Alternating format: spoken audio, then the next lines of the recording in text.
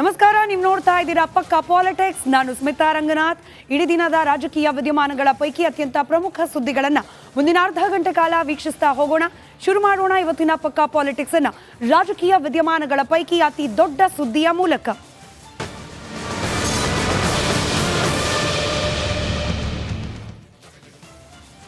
ಇವತ್ತಿನ ಪೊಲಿಟಿಕಲ್ ನ್ಯೂಸ್ಗಳ ಪೈಕಿ ಅತ್ಯಂತ ಪ್ರಮುಖವಾದದ್ದು ನೆರೆಯ ರಾಜ್ಯದಿಂದ ಸಿಗ್ತಾ ಇರೋದು. ನಿಮಗೆ ಗೊತ್ತಿದೆ, ಅಲ್ಲು ಅರ್ಜುನ್ ಅವರ ಪ್ರಕರಣ. ಪುಷ್ಪ 2 ಪ್ರೀಮಿಯರ್ ಶೋ ಸಂದರ್ಭದಲ್ಲಾದ ಕಾಲ್ ತುಳಿತ ಪ್ರಕರಣ ಅಲ್ಲು ಅರ್ಜುನ್ ಅವರನ್ನ ಜೈಲಿನ ದರ್ಶನ ಕೂಡ ಮಾಡಿಸ್ತು. ಆದರೆ ಇದು ಕೇವಲ ಒಂದು ಕ್ರೈಮ್ ಕೇಸ್ ಮಾತ್ರ ಅಲ್ಲ, ಇದರ ಜೊತೆಯಲ್ಲೇ ರಾಜಕೀಯ ಕೂಡ ಬೆರೆತು ಹೋಗಿದೆ ಅನ್ನೋದಕ್ಕೆ ಅನೇಕ ಪುರಾವೆಗಳು ಸಿಗ್ತಾ ಹೋಯಿತು. ಇದೀಗ ಅಲ್ಲು ಅರ್ಜುನ್ ಅವರಿಗೆ ಪವನ್ ಕಲ್ಯಾಣ್ ಶಾಕ್ ಕೊಡುವ ಹೇಳಿಕೆಯನ್ನ ಕೊಟ್ಟಿದ್ದಾರೆ. ರೇವಂತ್ ರೆಡ್ಡಿ ಪರವಾಗಿ ಆಂಧ್ರ DCM ಬ್ಯಾಚ್ ಬೀಸಿದ್ದಾರೆ. ಸಂಧ್ಯಾ ಥಿಯೇಟರ್ನಲ್ಲಿ ಕಾಲ್ ತುಳಿತ ಪ್ರಕರಣಕ್ಕೆ ಸಂಬಂಧಪಟ್ಟಂತೆ ಕಾನೂನು ಎಲ್ಲರಿಗೂ ಒಂದೇ ಅಂತ ಹೇಳಿ ಪವನ್ ಹೇಳಿಕೆಯನ್ನ ನೀಡಿದ್ದಾರೆ. ಕುತೂಹಲ ಕೆರಳಿಸದೆ ಪವನ್ ಕಲ್ಯಾಣ್ ಅವರ ಟೀಕೆ. ಪವನ್ ಕಲ್ಯಾಣ್ ಪೊಲಿಟಿಷಿಯನ್ ಆಗೋಕೆ ಮುಂಚೆ ಅವರು ಕೂಡ ನಟರು. ಹೀಗಾಗಿ ನಟರ ಸುತ್ತ ನಡೆಯುವ ಘಟನೆಗಳು ಯಾವ ರೀತಿ ಇರುತ್ತೆ ಅನ್ನೋದರ ಅರಿವು ಪವನ್ ಕಲ್ಯಾಣ್ ಅವ್ರಿಗೂ ಕೂಡ ಇದ್ದೇ ಇದೆ. ಇಂತಹ ಸಂದರ್ಭದಲ್ಲಿ ರೇವಂತ್ ರೆಡ್ಡಿ ಪರವಾಗಿ ಅಲ್ಲು ಅರ್ಜುನ್ ಅವರ ವಿರುದ್ಧವಾಗಿ ಪವನ್ ಕಲ್ಯಾಣ್ ಕೊಟ್ಟಿರೋ ಈ ಹೇಳಿಕೆ ಸಹಜವಾಗಿ ಆಂಧ್ರ ತೆಲಂಗಾಣ ಎರಡೂ ರಾಜ್ಯದಲ್ಲೂ ಕೂಡ ಬಿಸಿ ಚರ್ಚೆಗೆ ಗ್ರಾಸವಾಗಿದೆ.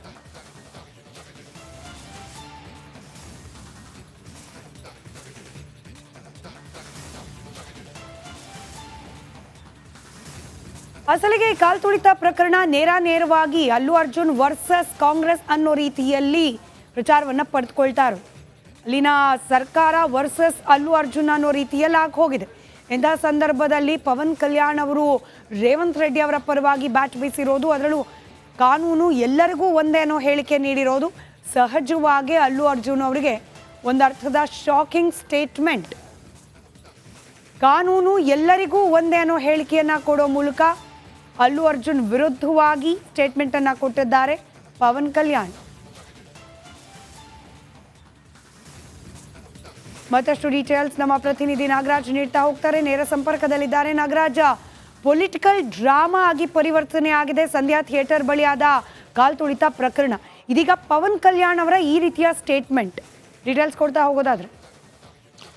ಸ್ಮಿತಾ, ಏನು ಈ ಒಂದು ಕಾಲ್ ತುಳಿತ ಪ್ರಕರಣಕ್ಕೆ ಸಂಬಂಧಿಸಿದಂತೆ ಇದುವರೆಗೂ ಏನು ಅಲ್ಲು ಅರ್ಜುನ್ ಮತ್ತೆ ಅಲ್ಲಿಯ ಸ್ಥಳೀಯ ಕಾಂಗ್ರೆಸ್ ಸರ್ಕಾರ ಅನ್ನೋ ರೀತಿಯಾಗಿತ್ತು. ಈಗ ಏನು ಆಂಧ್ರ DCM ಪವನ್ ಕಲ್ಯಾಣ್ ಈ ಘಟನೆ ಬಗ್ಗೆ ಮಾತಾಡಿದ್ದಾರೆ. ರೇವಂತ್ ರೆಡ್ಡಿ ಅಲ್ಲದೆ ಬೇರೆ ಯಾವ CM ಇದ್ರೂ ಇದೇ ರೀತಿ ಅಲ್ಲು ಅರ್ಜುನ್ ಬಂಧನ ಮಾಡ್ತಾ ಇದ್ರು. ಜೊತೆಗೆ ಏನು ಈ ಒಂದು ಘಟನೆ ಆಗಿದೆ, ಇಲ್ಲಿ ಕಾನೂನನ್ನು ಪಾಲಿಸಲಾಗಿದೆ ಅನ್ನೋ ಒಂದು ಹೇಳಿಕೆಯನ್ನು ಪವನ್ ಕಲ್ಯಾಣ್ ಕೊಡ್ತಾ ಇರ್ತಕ್ಕಂಥದ್ದು. ಹೀಗಾಗಿ ಎಲ್ಲೋ ಒಂದು ಕಡೆ ಏನು ಸೋಷಿಯಲ್ ಮೀಡಿಯಾಗಳಲ್ಲಿ ಮತ್ತು ಟಾಲಿವುಡ್ನಲ್ಲಿ ಒಂದು ಗುಸು ಚರ್ಚೆ ಇತ್ತು.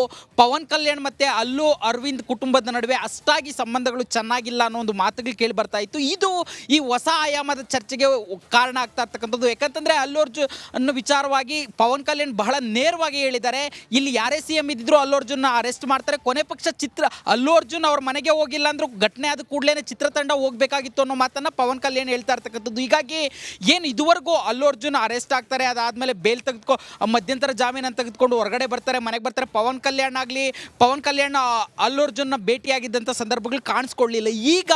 ಈಗ ಪವನ್ ಕಲ್ಯಾಣ್ ನೀಡಿರ್ತಕ್ಕಂಥ ಹೇಳಿಕೆ ಏನು, ಈ ಹಿಂದಿನಿಂದನೂ ಟಾಲಿವುಡ್ನಲ್ಲಿ ಒಂದು ಮಾತಿತ್ತು, ಚಿರಂಜೀವಿ ಮತ್ತು ಪವನ್ ಕಲ್ಯಾಣ್ ನಡುವೆ ಅಂತರವನ್ನು ಶುರು ಮಾಡಲಿಕ್ಕೆ ಈ ಒಂದು ಅಲ್ಲು ಅರವಿಂದ್ ಕುಟುಂಬ ಕಾರಣ ಅನ್ನೋ ಮಾತುಗಳು ಗುಸುಗುಸುಗಳಿತ್ತು.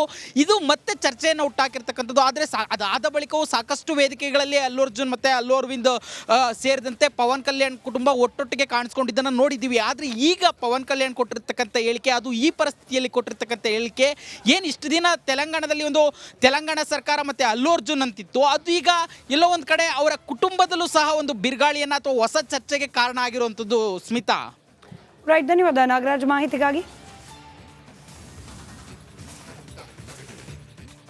ನಮಸ್ಕಾರ, ನೀವು ನೋಡ್ತಾ ಇದ್ದೀರಾ ಪಕ್ಕಾ ಪಾಲಿಟಿಕ್ಸ್. ನಾನು ಸ್ಮಿತಾ ರಂಗನಾಥ್. ಇಡೀ ದಿನದ ರಾಜಕೀಯ ವಿದ್ಯಮಾನಗಳ ಪೈಕಿ ಅತ್ಯಂತ ಪ್ರಮುಖ ಸುದ್ದಿಗಳನ್ನು ಮುಂದಿನ ಅರ್ಧ ಗಂಟೆ ಕಾಲ ವೀಕ್ಷಿಸ್ತಾ ಹೋಗೋಣ. ಶುರು ಮಾಡೋಣ ಇವತ್ತಿನ ಪಕ್ಕಾ ಪಾಲಿಟಿಕ್ಸ್ ಅನ್ನ ರಾಜಕೀಯ ವಿದ್ಯಮಾನಗಳ ಪೈಕಿ ಅತಿ ದೊಡ್ಡ ಸುದ್ದಿಯ ಮೂಲಕ.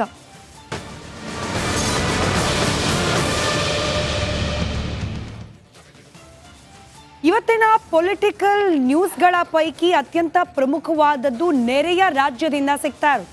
ನಿಮಗೆ ಗೊತ್ತಿದೆ ಅಲ್ಲು ಅರ್ಜುನ್ ಅವರ ಪ್ರಕರಣ. ಪುಷ್ಪ 2 ಪ್ರೀಮಿಯರ್ ಶೋ ಸಂದರ್ಭದಲ್ಲಾದ ಕಾಲ್ತುಳಿತ ಪ್ರಕರಣ ಅಲ್ಲು ಅರ್ಜುನ್ ಅವರನ್ನ ಜೈಲಿನ ದರ್ಶನ ಕೂಡ ಮಾಡಿಸ್ತು. ಆದರೆ ಇದು ಕೇವಲ ಒಂದು ಕ್ರೈಮ್ ಕೇಸ್ ಮಾತ್ರ ಅಲ್ಲ, ಇದರ ಜೊತೆಯಲ್ಲೇ ರಾಜಕೀಯ ಕೂಡ ಬೆರೆತು ಹೋಗಿದೆ ಅನ್ನೋದಕ್ಕೆ ಅನೇಕ ಪುರಾವೆಗಳು ಸಿಗ್ತಾ ಹೋಯಿತು. ಇದೀಗ ಅಲ್ಲು ಅರ್ಜುನ್ ಅವರಿಗೆ ಪವನ್ ಕಲ್ಯಾಣ್ ಶಾಕ್ ಕೊಡುವ ಹೇಳಿಕೆಯನ್ನ ಕೊಟ್ಟಿದ್ದಾರೆ. ರೇವಂತ್ ರೆಡ್ಡಿ ಪರವಾಗಿ ಆಂಧ್ರ DCM ಬ್ಯಾಚ್ ಬೀಸಿದ್ದಾರೆ.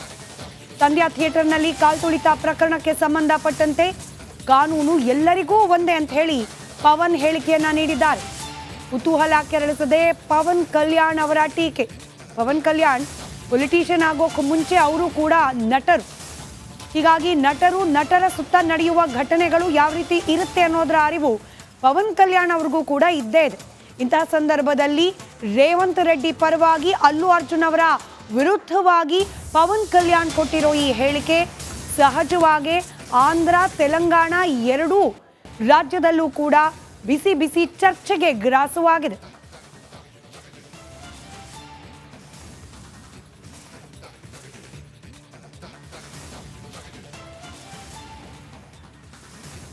ಅಸಲಿಗೆ ಕಾಲ್ತುಳಿತ ಪ್ರಕರಣ ನೇರವಾಗಿ ಅಲ್ಲು ಅರ್ಜುನ್ ವರ್ಸಸ್ ಕಾಂಗ್ರೆಸ್ ಅನ್ನೋ ರೀತಿಯಲ್ಲಿ ಪ್ರಚಾರವನ್ನ ಪಡೆದುಕೊಳ್ತಾರೆ.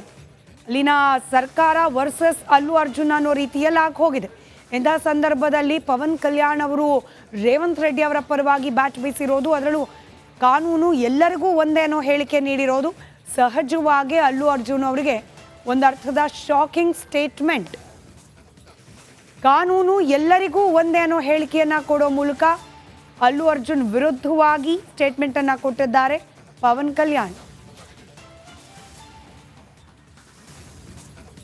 ಮತ್ತಷ್ಟು ಡೀಟೇಲ್ಸ್ ನಮ್ಮ ಪ್ರತಿನಿಧಿ ನಾಗರಾಜ್ ನೀಡ್ತಾ ಹೋಗ್ತಾರೆ. ನೇರ ಸಂಪರ್ಕದಲ್ಲಿದ್ದಾರೆ. ನಾಗರಾಜ, ಪೊಲಿಟಿಕಲ್ ಡ್ರಾಮಾ ಆಗಿ ಪರಿವರ್ತನೆ ಆಗಿದೆ ಸಂಧ್ಯಾ ಥಿಯೇಟರ್ ಬಳಿಯಾದ ಕಾಲ್ತುಳಿತ ಪ್ರಕರಣ.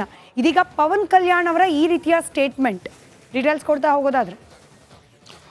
ಸ್ಮಿತಾ, ಏನು ಈ ಒಂದು ಕಾಲ್ತುಳಿತ ಪ್ರಕರಣಕ್ಕೆ ಸಂಬಂಧಿಸಿದಂತೆ ಇದುವರೆಗೂ ಏನು ಅಲ್ಲು ಅರ್ಜುನ್ ಮತ್ತೆ ಅಲ್ಲಿಯ ಸ್ಥಳೀಯ ಕಾಂಗ್ರೆಸ್ ಸರ್ಕಾರ ಅನ್ನೋ ರೀತಿಯಾಗಿತ್ತು. ಈಗ ಏನು ಆಂಧ್ರ DCM ಪವನ್ ಕಲ್ಯಾಣ್ ಈ ಘಟನೆ ಬಗ್ಗೆ ಮಾತಾಡಿದ್ದಾರೆ. ರೇವಂತ್ ರೆಡ್ಡಿ ಅಲ್ಲದೆ ಬೇರೆ ಯಾವ CM ಇದ್ರೂ ಇದೇ ರೀತಿ ಅಲ್ಲು ಅರ್ಜುನ್ ಬಂಧನ ಮಾಡ್ತಾ ಇದ್ರು. ಜೊತೆಗೆ ಏನು ಈ ಒಂದು ಘಟನೆ ಆಗಿದೆ, ಇಲ್ಲಿ ಕಾನೂನನ್ನು ಪಾಲಿಸಲಾಗಿದೆ ಅನ್ನೋ ಒಂದು ಹೇಳಿಕೆಯನ್ನು ಪವನ್ ಕಲ್ಯಾಣ್ ಕೊಡ್ತಾ ಇರ್ತಕ್ಕಂಥದ್ದು. ಹೀಗಾಗಿ ಎಲ್ಲೋ ಒಂದು ಕಡೆ ಏನು ಸೋಷಿಯಲ್ ಮೀಡಿಯಾಗಳಲ್ಲಿ ಮತ್ತು ಟಾಲಿವುಡ್ನಲ್ಲಿ ಒಂದು ಗುಸುಗುಸು ಚರ್ಚೆ ಇತ್ತು.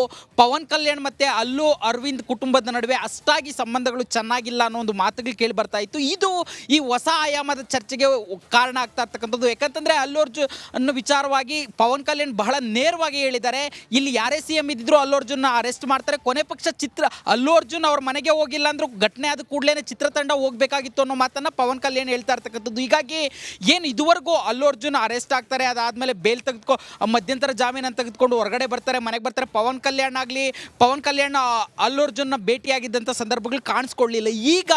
ಈಗ ಪವನ್ ಕಲ್ಯಾಣ್ ನೀಡಿರ್ತಕ್ಕಂಥ ಹೇಳಿಕೆ ಏನು ಈ ಹಿಂದಿನಿಂದನೂ ಟಾಲಿವುಡ್ನಲ್ಲಿ ಒಂದು ಮಾತಿತ್ತು, ಚಿರಂಜೀವಿ ಮತ್ತು ಪವನ್ ಕಲ್ಯಾಣ್ ನಡುವೆ ಅಂತರವನ್ನು ಶುರು ಮಾಡಲಿಕ್ಕೆ ಈ ಒಂದು ಅಲ್ಲು ಅರವಿಂದ್ ಕುಟುಂಬ ಕಾರಣ ಅನ್ನೋ ಮಾತುಗಳು ಗುಸುಗುಸುಗಳಿತ್ತು. ಇದು ಮತ್ತೆ ಚರ್ಚೆಯನ್ನು ಹುಟ್ಟಾಕಿರ್ತಕ್ಕಂಥದ್ದು. ಆದರೆ ಅದಾದ ಬಳಿಕವೂ ಸಾಕಷ್ಟು ವೇದಿಕೆಗಳಲ್ಲಿ ಅಲ್ಲು ಅರ್ಜುನ್ ಮತ್ತು ಅಲ್ಲು ಅರವಿಂದ್ ಸೇರಿದಂತೆ ಪವನ್ ಕಲ್ಯಾಣ್ ಕುಟುಂಬ ಒಟ್ಟೊಟ್ಟಿಗೆ ಕಾಣಿಸ್ಕೊಂಡಿದ್ದನ್ನು ನೋಡಿದ್ದೀವಿ. ಆದರೆ ಈಗ ಪವನ್ ಕಲ್ಯಾಣ್ ಕೊಟ್ಟಿರ್ತಕ್ಕಂಥ ಹೇಳಿಕೆ, ಅದು ಈ ಪರಿಸ್ಥಿತಿಯಲ್ಲಿ ಕೊಟ್ಟಿರ್ತಕ್ಕಂಥ ಹೇಳಿಕೆ, ಏನು ಇಷ್ಟು ದಿನ ತೆಲಂಗಾಣದಲ್ಲಿ ಒಂದು ತೆಲಂಗಾಣ ಸರ್ಕಾರ ಮತ್ತು ಅಲ್ಲು ಅರ್ಜುನ್ ಅಂತಿತ್ತು, ಅದು ಈಗ ಎಲ್ಲೋ ಒಂದು ಕಡೆ ಅವರ ಕುಟುಂಬದಲ್ಲೂ ಸಹ ಒಂದು ಬಿರುಗಾಳಿಯನ್ನು ಅಥವಾ ಹೊಸ ಚರ್ಚೆಗೆ ಕಾರಣ ಆಗಿರುವಂಥದ್ದು. ಸ್ಮಿತಾ, ರೈಟ್, ಧನ್ಯವಾದ ನಾಗರಾಜ್ ಮಾಹಿತಿಗಾಗಿ.